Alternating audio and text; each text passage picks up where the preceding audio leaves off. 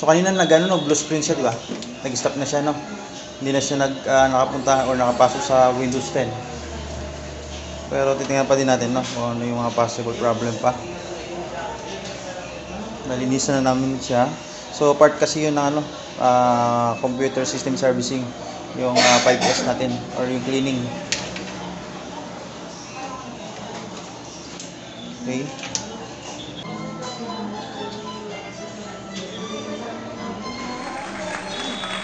Kanina hindi na ganyan, no? Nag-error na siya. So, iba na siya. Ayan. So, under observation pa din.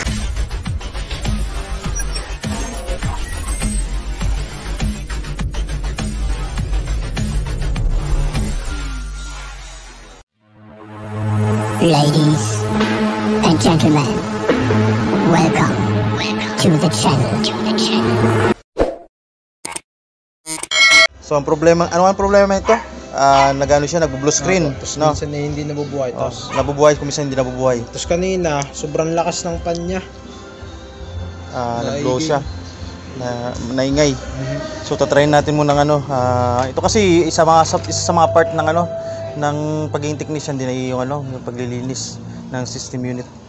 So lalo na yung mga RAM na yan. Ito kasi RAM diyan. Yan. So tanggalin muna natin yung RAM. Yan. Okay.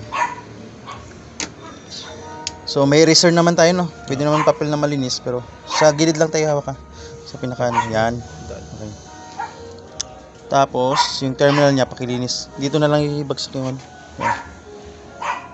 Sige. Wag lang tatamaan yung yung terminal lang mismo. Yan. Yung mga mancha-mancha ba? So pwede naman papel, no? Dahil nga may eraser naman, so eraser na lang gamitin natin. Kung minsan ang ginagamit ko papel, malinis na papel.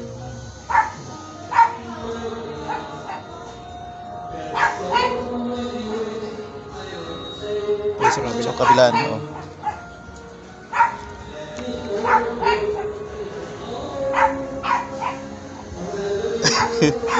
Gulat ko kayo aja. Ano yun, sir? Lilinis? Oo. Kasi nga nag-ano siya, yung umiingay, yung power supply, parang nahihirapan.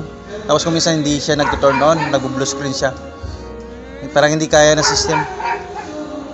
Bakit eraser ko ng lapis? Para matanggal yung mga mga dumi doon. So ilagay mo na. May ilalagyan ba tayo diyan? Pinaka pet plastic na lang. Ito. Yan. Para may support siya. Yan. Yan, gilid lang hawak sa ating mga memory card. So dapat may static static restrap. Pero okay lang.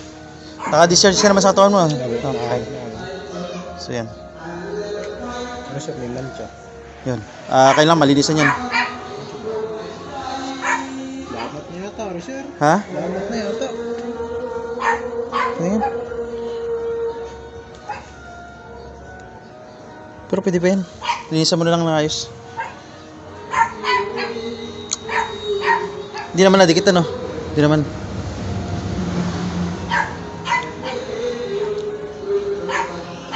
Yan kasi kadalasan naging problema yung kanyang memory card. Oo.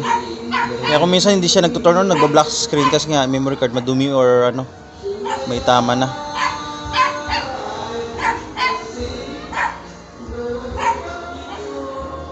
Blower natin yan ulit. Walang adjustan ditong blower natin. So yun yung blower natin. Vacuum siya kaso nga lang more on blow siya, di ka? Higop, sir. Nahigop ka? Pahigop. Pahigop?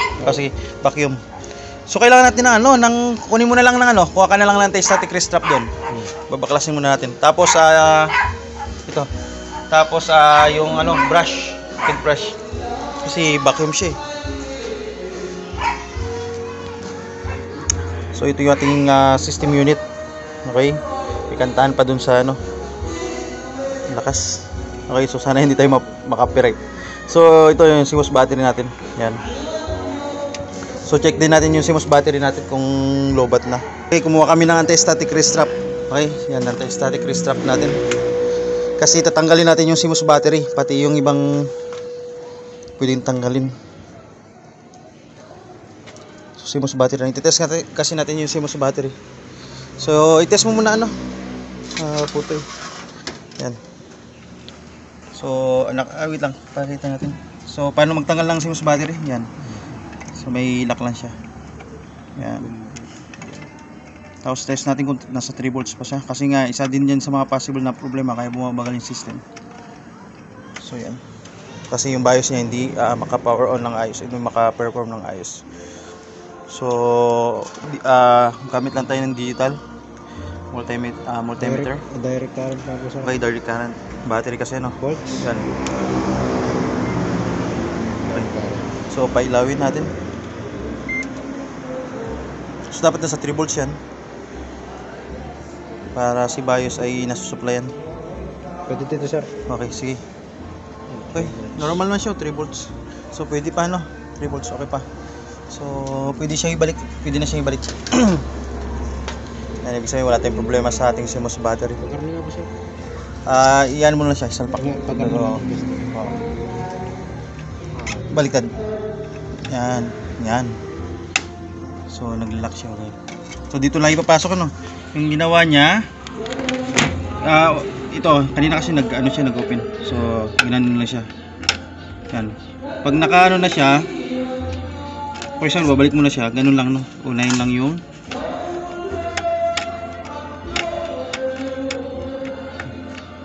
tanggalin mo yan. Balik mo ulit. Dandan lang. Yan. Yan. Yan yung pinakalock niya. So pinakalas na ibabalik ito. Pinakaunang tatanggalin, pinakalas na ibabalik. No, tama. Yan yung side na to. Okay. Left side. Okay, so yan. Okay, mag-blower na tayo. Kumuha tayo ng static race trap at saka pin brush. Saka naka ano siya? Naka face mask. Yan. Okay, so umpisa na natin. Okay, bulot na to. May bulot dito. Wala lang. Okay. Okay. Hindi siya pwedeng maging ano no, blower no. Talagang ano lang siya. Hindi pwede. Okay, so pwede na. Dito labas. Abang nagbabrush ka, ipapatay mo siya, Brad. Patay mo siya para yung alikabok hindi bumabalik. Kada brush mo, papasokin mo si dumi dito. So linis lang tayo. Nabagal kasi ang computer at nag blue screen. Minsan na hindi gumagana. So ayan.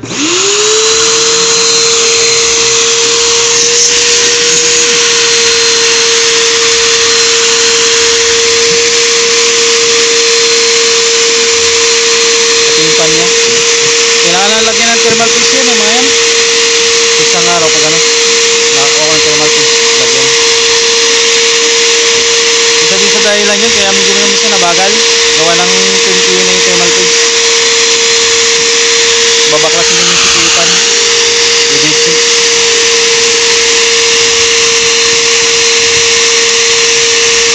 So kaya na pag-iilis ano. Maingat lang din no. Dito po kasi nga baka may magalaw tayo na hindi dapat.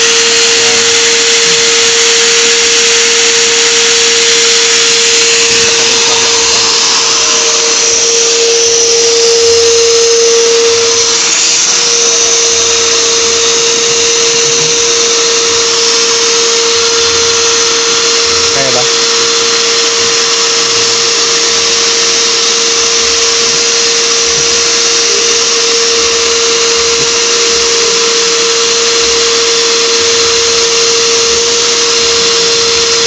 Pero maganda yung baklasin ano.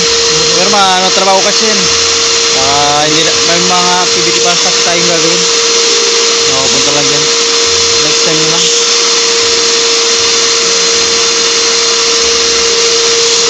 Pati yung thermal paste yan, tuyo-tuyo na yan. Sa init. Pati doon sa mga yaring malikabok na dito.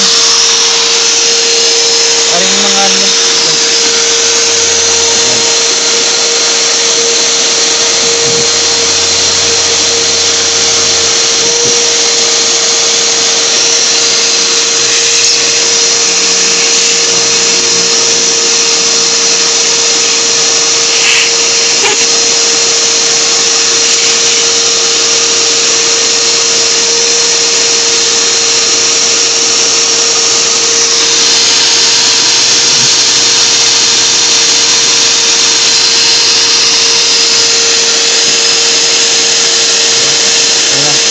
Tapos na rin, punas-punasan rin. Itong memory card mo. Okay, pwede na yun. Yung brush lang. Oo, pasok mo lang.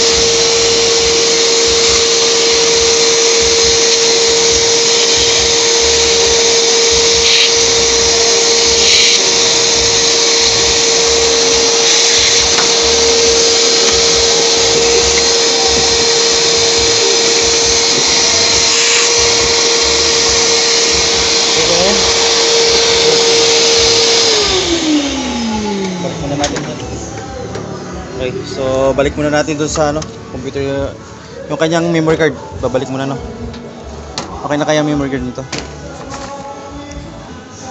Yan babalik lang natin yung memory card. Saan mo tinanggal yan kanina? Dito siya. Yan, okay. So dapat alam kung saan babalikan mo. Tapos may slot yan, may mark.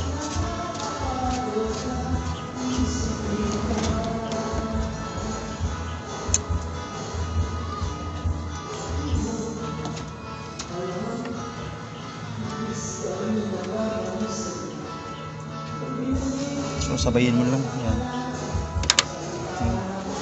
So kailangan flat na flat yan. So okay naman, malagay na ayos.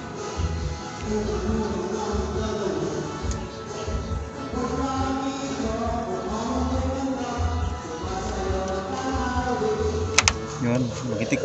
So okay na yan. Double check lang, kasi pag yan yung tabing pwedeng umusok yan. So okay naman. So ganyan lang Okay, try natin doon sa loob kung gagana na siya. Wala na dumi yan Punasan mo na lang muna. Hari, may tayo. Basahan. Ito. Pag wala pa din, reformat na yan. Kumisa kasi sa hard disk din Kaya nagaganyan hard disk. Or di kaya kailangan nating i-readjust yung RAM sa mga slot. Or magbawas. Hindi siya compatible. O may problema yung RAM. So yan yung kadalasan siyang problema ng RAM. Pag ang RAM problema, yan, kumisa hindi gagana, nagba-black screen. Okay.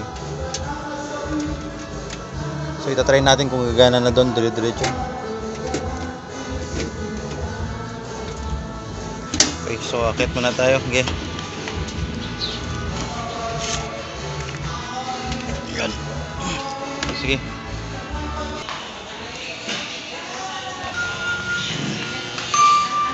Test natin. Dapat paharap dito So okay na. I-test natin ngayon. Okay. I-connect muna lahat. Tama yun ang lagay. Kasi anytime na pwede i-open natin to. Yan. Yun yung kasi yung pinaka-open niya. Yan, tama yan. Yan, balik lahat ng mga peripheral device or mga connectors, cables natin. So binabalik na niya. Kinukunik sa monitor. Bakit naka-power on agad to? Open na yung kanyang, at least nag-open na ng kanyang kanyang BIOS. So, mayroon na ba? May keyboard? Wala pa. Yan.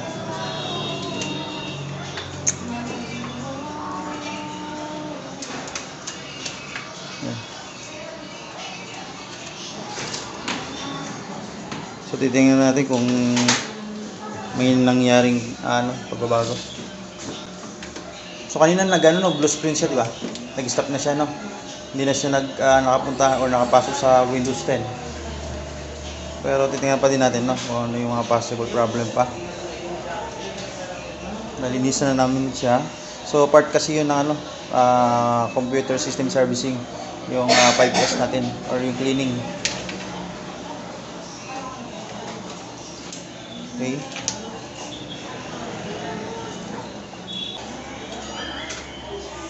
Tingnan natin kung nag-work or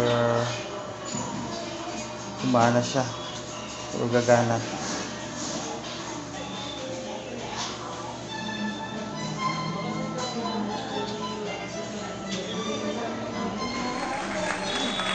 Kanina hindi na ganyan, no? Nag-error na siya. Diretso piston. So, iba na siya. Ayan. So, under observation pa din yan kasi nga naka-plug lang. Tingnan mamaya. Tapos system maintenance din dapat hindi siya yung local DC hindi siya malapit ng ma-full. Pati nga. PC. So okay na 124. So kung minsan pwede din yan i-run sa check disk, no. Pero okay naman siya, no, i-observe na lang muna. Mag-check disk tayo pag talaga may makita pang problema. So okay na yan. Okay, yan si Putoy. Okay, batch 5 ng CSCC2. Okay, so thank you.